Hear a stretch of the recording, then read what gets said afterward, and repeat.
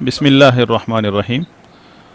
अल्हम्दुलिल्लाहि रब्बिल आलमीन वस्सलातु वस्सलामु अला रसूलिहिल करीम व अला आलिहि व अस्हाबिहि व मन तबिअहुम बि इहसान इला यौमिद्दीन। बात हो रही थी अल इस्लामु हुवा सुन्नह व सुन्नतु हियल इस्लाम, कि इस्लाम दर हकीकत उसी तरीक़े का नाम है जिस पर रसूलुल्लाह सल्लल्लाहु अलैहि वसल्लम और सहाबा हैं, और जो वो तरीक़ा जो रसूलुल्लाह सल्लल्लाहु अलैहि वसल्लम और सहाबा किराम का है वही तरीक़ा दरअसल इस्लाम है। लोगों के नज़रियात और मसालिक वो इस्लाम नहीं बन सकते।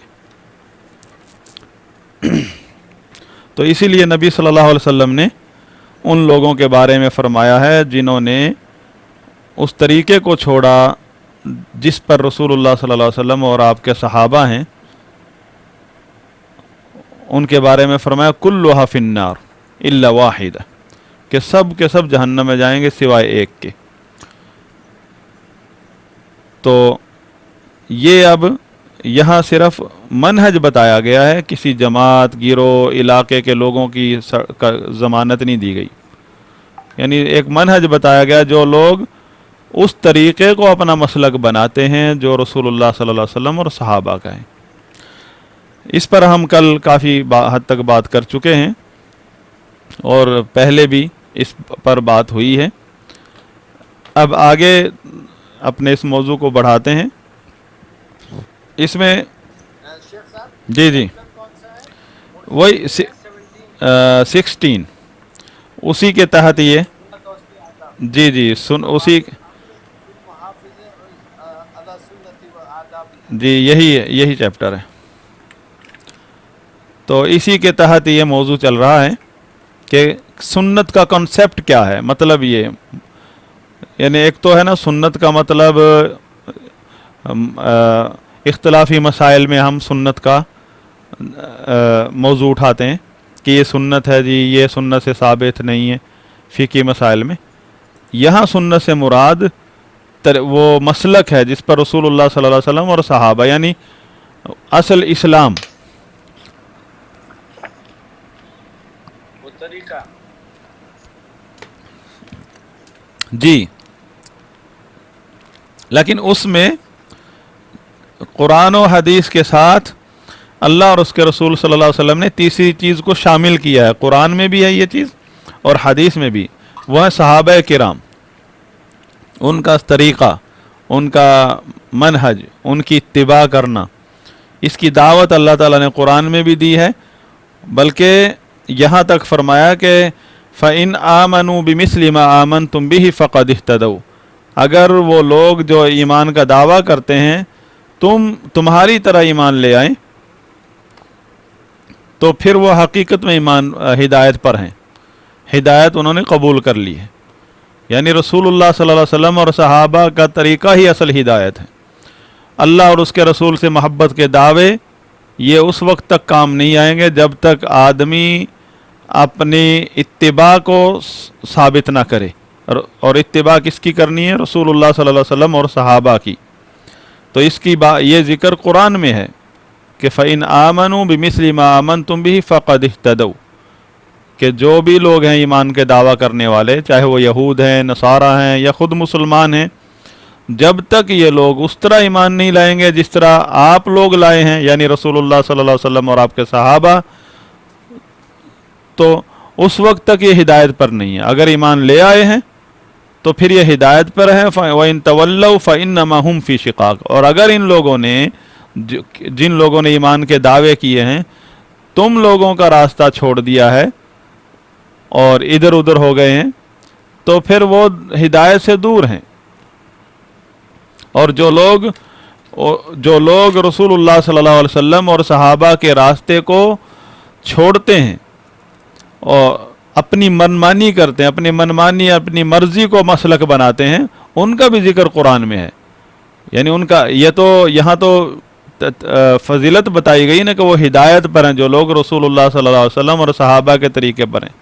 दूसरी जगह फरमाया وَمَن يُشَاقِقِ الرَّسُولَ مِن بَعْدِ مَا تَبَيَّنَ لَهُ الْهُدَى وَيَتَّبِعْ غَيْرَ سَبِيلِ الْمُؤْمِنِينَ نُوَلِّهِ مَا تَوَلَّى وَنُصْلِهِ جَهَنَّمَ وَسَاءَتْ مَصِيرًا کہ جو شخص بھی رسول کی مخالفت کرتا ہے ہدایت واضح ہونے کے بعد، یعنی قرآن و حدیث کے دلائل آ جانے کے بعد، پھر وہ رسول اور اسے واضح ہو گیا کہ رسول کا یہ راستہ ہے، یہ طریقہ ہے۔ اور دوسری بات یہ فرمائی وَيَتَّبِعْ غَيْرَ سَبِيلِ الْمُؤْمِنِينَ، مومنین یعنی صحابہ کرام کو اور ان کے پیروکاروں کے راستے کو چھوڑ کر وہ لوگ کسی اور راستے کو اپنا مسلک بناتے ہیں، یتبع غیر سبیل المؤمنین، اور وہ پیروی کرتا ہے اس طریقے کی جو مومنین کا راستہ نہیں ہے۔ اللہ تعالیٰ نے فرمایا نولیہ ما تولی، پھر وہ جدھر مخالفت کر کے منہ پھیر کے جا رہا ہے ادھر ہی جانے دیتے ہیں، یعنی انہیں ہدایت نصیب نہیں ہوتی، توبہ نصیب نہیں ہوتی، کیونکہ ان کے وہم و گمان میں بھی نہیں ہے کہ وہ غلط چل رہے ہیں، وہ تو اپنی گمراہی کو حق سمجھ رہے ہیں۔ اور بڑی گمراہی کیا جو اس آیت میں ذکر ہوئی ہے، وہ ہے رسول اللہ صلی اللہ علیہ وسلم اور صحابہ کی مخالفت۔ اتنا بھی تو کافی تھا کہ رسول اللہ صلی اللہ علیہ وسلم کی مخالفت کی ہے انہوں نے، اس کے ساتھ یہ تو بذات خود ایک بہت بڑا جرم ہے کہ اللہ کے رسول کی مخالفت کرنا۔ اس کے ساتھ ایک اور جرم بتایا کہ صحابہ کرام اور ان کے صحابہ کرام جو اہل ایمان، جو المؤمنین سبیل المؤمنین، یعنی المؤمنین یہاں بھی الف لام عہد ذہنی کا، یعنی وہ مومنین جو جن کے علاوہ اس وقت کوئی پوری دھرتی پر مومنین میں شمار نہیں تھا، وہ تھے صحابہ کرام، ان کے راستے کو چھوڑ کر کسی اور راستے کی پیروی کرتے ہیں تو نبی صلی اللہ علیہ وسلم اللہ تعالیٰ نے فرمایا نولیہ ما تولی، انہیں ادھر ہی جانے دیتے ہیں جدھر وہ جا رہے ہیں۔ وَنُصْلِي جَهَنَّمَ وَسَاءَتْ مَصِيرًا، انجام اس کا انجام کار کیا ہوگا کہ اسے جہنم میں داخل کریں گے، اور وہ بہت برا انجام ہے۔ مطلب جو لوگ رسول اللہ صلی اللہ علیہ وسلم اور صحابہ کے طریقے کی مخالفت کرتے ہیں تو ان کا انجام بتایا ہے کہ وہ اہل بدعت ہیں، اہل کفار بھی اسی میں آتے ہیں اور اہل بدعت بھی اسی وعید میں آتے ہیں۔ اور اہل بدعت اگرچہ اہل توحید ہیں اور مسلمان ہیں، ان میں کچھ ایسے لوگ ہیں جو بدعت مکفرہ کے مرتکب ہیں، وہ اسلام سے خارج ہیں، لیکن عمومی طور پر اہل بدعت جو فرقے ہیں ان کا شمار اہل اسلام میں ہے، اہل توحید میں ہے۔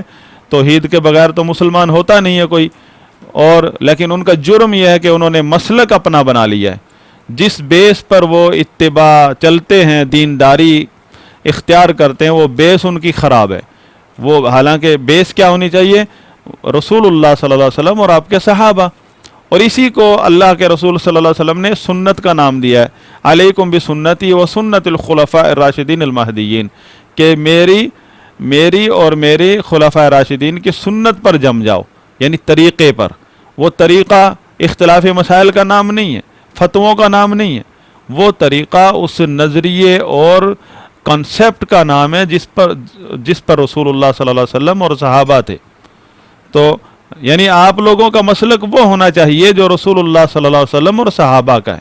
باقی بیچ میں اختلافی مسائل وہ الگ چیز ہے، اختلاف ہو جانا اہل علم کا دلائل کی بنا پر اجتہادی مسائل میں، اجتہادی چیپٹر میں، یہ الگ چیز ہے۔ تو سنت مطلب لفظ سنت، السنہ ہم اردو میں کہتے ہیں السنت، یہ ایک جامع لفظ ہے جس میں رسول اللہ صلی اللہ علیہ وسلم اور صحابہ کرام دونوں شامل ہیں، یعنی دونوں کا طریقہ۔ خالی یعنی لفظ جب ہم کہتے ہیں طریقہ، اس کا مطلب ہے طریقہ، تو مطلب کس کا طریقہ؟ رسول اللہ صلی اللہ علیہ وسلم اور صحابہ کا طریقہ۔ جو شخص رسول اللہ صلی اللہ علیہ وسلم کے ساتھ صحابہ کو نہیں لگاتا یا قرآن و حدیث کے ساتھ صحابہ کو نہیں لگاتا، وہ قرآن و حدیث کا مخالف ہے۔ اس کی وہ دعوت نہیں ہے جو رسول اللہ صلی اللہ علیہ وسلم کو اللہ تعالیٰ نے دی ہے، کیونکہ وہ تو کسی اور کنسیپٹ کی طرف لے جانا چاہتا ہے قرآن و حدیث کے ذریعے، قرآن و حدیث کے ظاہری نصوص کے ذریعے۔